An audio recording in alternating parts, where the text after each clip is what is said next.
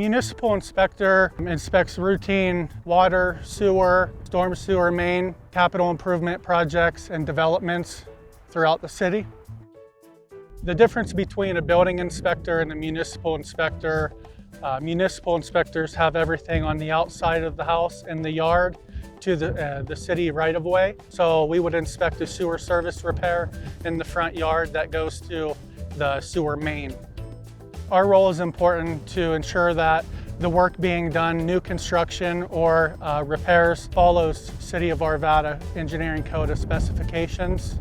We'll visit the site as the work is being done to inspect the materials and the parts they're using to make sure it's compliant. The municipal inspection team is made up of 11 inspectors. We currently have several developments that we all oversee and many more coming down in the near future that will be, construction will be starting. Last year on our capital improvement project, there was over 8,800 linear feet of water main installed. And then throughout the city, there's over 48,000 linear feet of sewer main installed and over 123,000 feet of water main that was installed that our inspection team was on. This role allows me to serve the community in which I live in. Also, it's challenging.